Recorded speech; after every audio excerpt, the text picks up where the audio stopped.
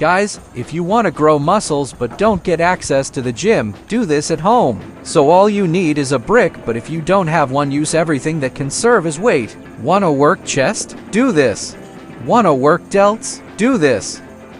Wanna work biceps? Do this. Wanna work triceps? Do this. Wanna work back? Do this. Wanna work forearm? Do this. Wanna work shoulders? Do this. Wanna work legs? Do this. Follow me for daily workout. If you're a super skinny guy stressing about the best exercise or the best workout split, stop it. Let me show you something. You see, exercise matters, of course, but what you really need is more protein. I'll say it again. What you really need is more protein. So multiply your body weight in kg by 1.5. The number you see is how many grams of protein you need daily in order to grow muscle. Now, when it comes to exercises, what works for some may not work for others. So keep an open mind and focus on what's really giving you the most engagement. Okay, so if your goal is to build muscle mass as quickly as possible and you are not extremely advanced in the gym, then you should be focusing on compound movements. The whole entire purpose of me filming this video is to let you guys know that when I started in the gym years ago, 9 years ago at this point, I was doing 30 sets, 40 sets, per body part, whatever you want to call it, per day, per push day, per pull day, and completely overkilling it. And I was not focusing on the bread and butter movements, the bench, the squat, the deadlift, pull-ups, chin-ups, dips, dumbbell presses, all of the compound movements. I wasn't focusing on them. When I cut my volume back, okay, and I started training 4 days a week and focusing mainly only on bench, squat, deadlifts, barbell rows, heavy compounds. So I cut my volume down, massively. I cut it down by well over a half. I started to progress significantly quicker, okay? And the science actually shows that doing compound movements, okay, for people that are trying to put on muscle mass is the best way to go. If you're doing a bunch of isolation movements, you're not gonna be working out as many other ancillary muscles while doing that movement, right? So focusing on movements that are gonna actually build your entire body and not just one muscle group at a time is gonna be important for building overall mass, as well as the heavy compound movements, okay, is a really good way to be able to gauge your progression. So if you're benching, squatting, deadlifting, barbell rowing every single week, every single month, you're improving, you're getting truly stronger, maintaining your form, you are gonna grow muscle mass. So don't think that you have to go do a million isolation movements. Really focus on your main compound movements, and that is gonna get you a lot further than just going in there doing a million accessories that are basically just chunk volume, okay? You wanna focus on doing 6 to 8 sets per muscle group and starting out with a heavy compound movement. If you want to comment down below, I can give you guys some recommendations for compounds for different muscle groups. But yeah, do not go in there, do a bunch of junk volume, stick to your heavy compounds, get your rest, recover with a good diet.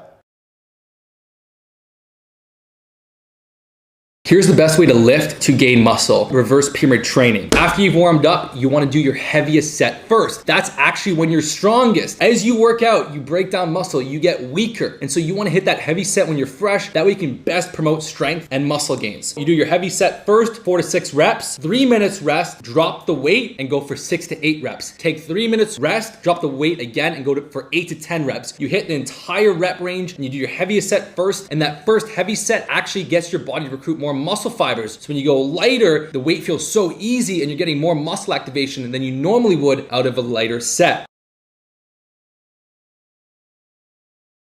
Here are the 4 biggest keys to growing and seeing more muscle definition. Number 1, you have to train very close to failure. If your last couple of reps are not looking like this right here, you need to lift heavier. Number 2, get enough protein in. Try to get around your goal body weight in pounds in protein per day. So if you want to weigh roughly 140 pounds, get around 140 grams of protein per day. Number 3, make sure you get enough volume for the week. Try to get around 10 to 20 hard sets per muscle group per week. So if you're training glutes, try to get around 10 to 20 sets of glutes per week. And number 4, make sure you are taking enough rest times in between your sets. You should be looking to rest anywhere between 2 to 5 minutes in between your sets. Hope it helps.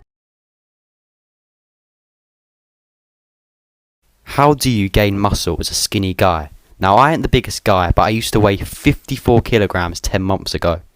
So the first tip I have is to make sure you're in a calorie surplus of around 500 calories each day.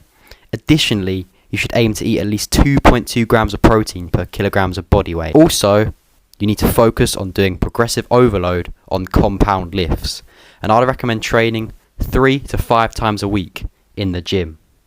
That's all I have to say for this video. If you enjoyed, drop a follow. Maximum amount of muscle growth that you seem to be able to gain is 2 pounds of muscle per month. Now, there's 2,500 calories in a pound of muscle. So over a course of a month, that's 5,000 calories. So we want to set the surplus to get at least 1,500 calories surplus every single week, because that will allow you to hit the 2 pounds of muscle growth rate. So really the answer is about 1,250, but to be safe, you want to be doing about a 1,500 calorie weekly surplus. That will allow you to make the maximum rate of progress. Now, if you're more advanced, you might only gain a pound of muscle, but it's still good to set that surplus a bit more aggressive, because worst case scenario, you gain half a pound of fat over the course of a month, but that's like the worst case scenario. So it's better to like go a bit aggressive, because the fat gain still is so minimal when you're focusing on lean bulking. What's the best workout split? The funny thing is it actually doesn't exist, and here's why. Now don't miss this. Your schedule dictates your workout split. It doesn't work the other way around. So the first question you need to ask yourself is, realistically, how many times a week can I go to the gym? Once you have an honest answer that you can stick to, here's my recommendations. If you can train 2 times a week, you're looking at full body completed twice with 2 days separated in between. If you can train 3 times a week, you're looking at full body still, but this time separated by 1 day in between. If you can train 4 times a week, you're looking at an upper lower body split with a day separated at least in between. If you can train 5 times a week, you're looking at an upper body push, an upper body pull, a lower body, and then a full upper body, and then a full lower body session. If you can train 6 times a week, you're looking at a push, pull, legs, push, pull, legs type split. Now, if you can only train 3 times a week, but you desperately want to do push, pull, legs, that is still fine to do, but understand, ideally we want to target muscles 2 times per week. How much protein do you need? Well, the full answer is, it depends. But since we only have 60 seconds, let's focus on the generally agreed amount you should aim for if you want to build muscle. Typically, you would calculate protein intake based on body weight. However, if you have a lot more body fat, this can be misleading. So instead, do this. Take your height in meters squared and multiply that by 25, a healthy BMI index. So, I'm 6'3", which is 192 centimeters, or 1.92 meters. That is 3.6 meters squared. And 3.6 times 25 gives me 90 kilograms. The general recommendation for protein intake, if you want to build muscle, is between 1.6 grams per kilogram of body weight to 2.4 grams per kilogram of body weight. So 90 kilograms times 1.6 or 2.4 gives me a range of 144 grams to 216 grams of protein. The lower end is typically fine for most people, but if you like more, that's fine too. Somewhere within that range and you're good.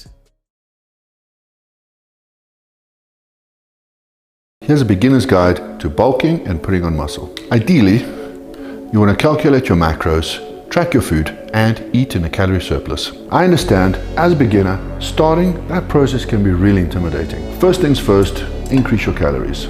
You can do this by eating more frequently. If that means adding a meal or 2 during the day, do it. Make sure you're eating protein with every meal. Even if that means adding some chicken to your usual sandwich, do it. And don't neglect your vegetables. There are so many benefits they have towards bodybuilding. Making changes to your physique will require changes to the food you eat. So find ways to make it easier and more enjoyable for you. But you have to experiment and learn to love your own process. Okay, so you guys want to grow bigger shoulders, which is increasing hypertrophy.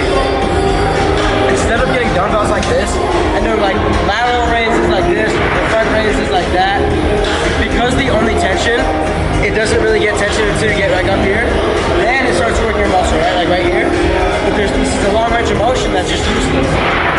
Okay, so because hypertrophy is increased with constant tension, you're always going to want to use cables. So I'm going to show you a workout for your front deltoid, your lateral delts, and your posterior delts. So start off with your front deltoid. Grab the cable, walk out like this. Just like that. Make sure the cable goes behind you, and make sure that your elbows aren't coming above your shoulder. Get a pretty independent like that. Just like that. To train your lateral delts, which is this one right here. Bring your cable out. Make sure like this is the essential motion bring it up. Make sure your elbow once again is staying below your shoulder or in line with your shoulder. Down. Bring it past your front leg, just like that. Now for your posterior deltoid or rear deltoid. Bring the cable to about 1 notch above eye level. You don't need any handle for this. You just grab onto the rubber piece if your gym has it, or just grab onto the flash trainer. You're just gonna go across your body like this. You can also touch your rear delt to help climb up the legs. Alright, that's it for the video. And per usual, if you have any comments, questions, or like video ideas, comment them down or just DM me on Instagram. I'm pretty likely to answer.